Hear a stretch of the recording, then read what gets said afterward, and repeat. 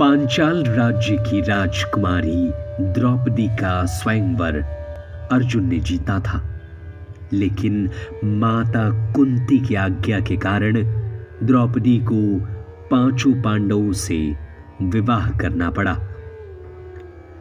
एक नियम के अनुसार द्रौपदी हर भाई के साथ कुछ समय तक रहती थी। जब एक भाई द्रौपदी के कक्ष में होता था तो अपने जूते को कक्ष के बाहर छोड़ देता था, ताकि अन्य भाई द्रौपदी के कक्ष में प्रवेश नहीं करें।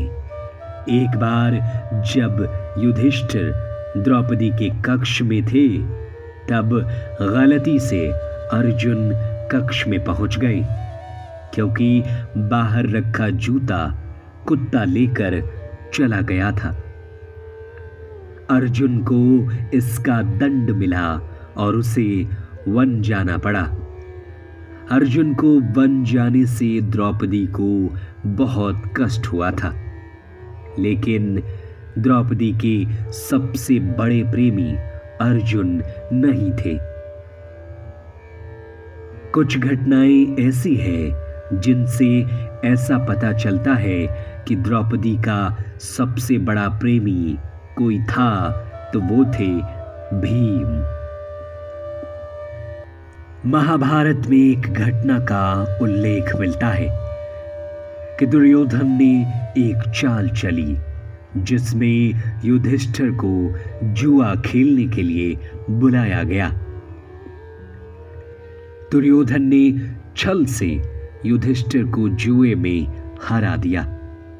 दुर्योधन की उकसाने पर युधिष्ठिर ने जुए में एक एक कर सभी भाइयों को दांव पर लगा दिया और हार गए।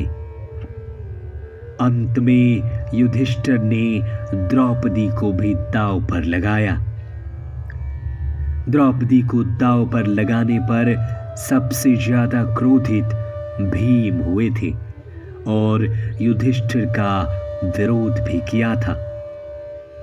फिर भी जब युधिष्ठिर द्रौपदी को जुए में हार गए और दुशासन द्रौपदी को बालों से पकड़कर सभा में लाया, तो भीम अपने क्रोध पर काबू नहीं रख पाए और उसी समय प्रतिज्ञा ले ली कि दुशासन की छाती का लहू पिएगा।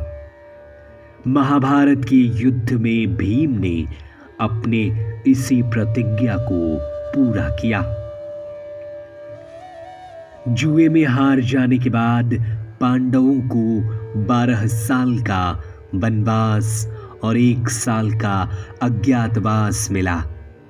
अज्ञातवास के समय पांडव राजा विराट के यहाँ भेष बदल कर रहे।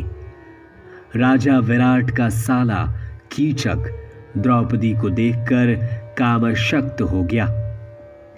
कीचक ने द्रौपदी को रात के समय अपने कक्ष में बुलाया। यह बात जब द्रौपदी ने भीम को बताई तो भीम ने कीचक को मृत्यु दंड देने का प्रण किया और रात के समय द्रौपदी खुद कीचक के कमरे में पहुंच गए। द्रौपदी समझकर जैसे ही कीचक ने भीम को हाथ लगाया, भीम ने कीचक को उठाकर पटक दिया।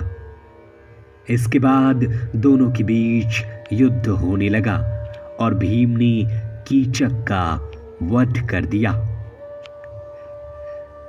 भीम द्रौपदी से इतना प्रेम करते थे कि उन्हें द्रौपदी का जरा भी अपमान पसंद नहीं था। धूत क्रीड़ा के समय जब जुए में युधिष्ठिर अपना सब कुछ हार चुके थे और द्रौपदी को दुशासन ने भरी सभा में खींच कर लाने की हिम्मत की, तो उस समय भीम क्रोधित से आग बबूला हो रहे थे। ऐसे समय में दुर्योधन ने अपनी जंघा पीट कर द्रौपदी को अपनी जंघा पर बैठने के लिए कहा था।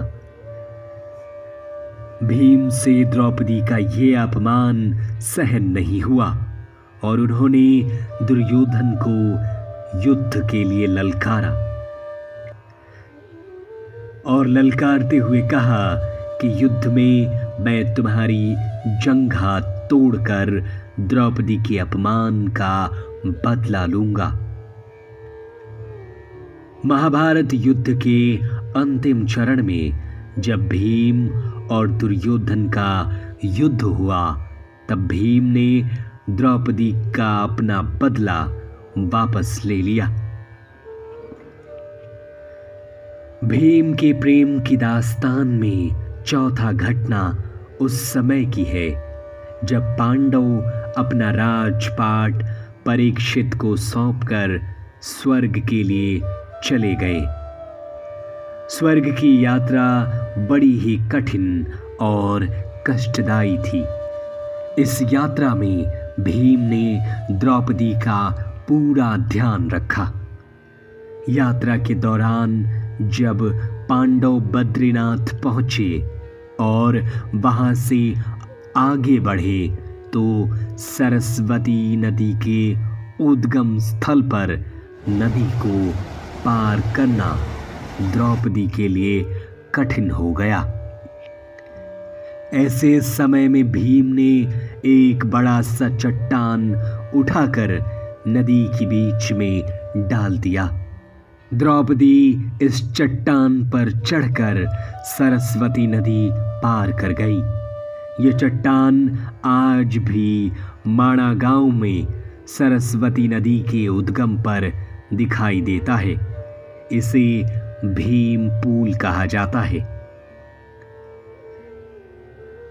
तब द्रौपदी ने कहा, अगले जन्म में फिर भीम की पत्नी बनना चाहूंगी। स्वर्ग यात्रा जब पांडव बद्रीनाथ से आगे बढ़े तो हिमालय के बर्फीले क्षेत्र में एक एक कदम आगे बढ़ाना कठिन हो गया। पांचों पांडव जैसे जैसे बढ़ रहे थे और अचानक नकुल सहदेव फिसलकर खाई में गिर गए और सशरीर स्वर्ग नहीं जा सके।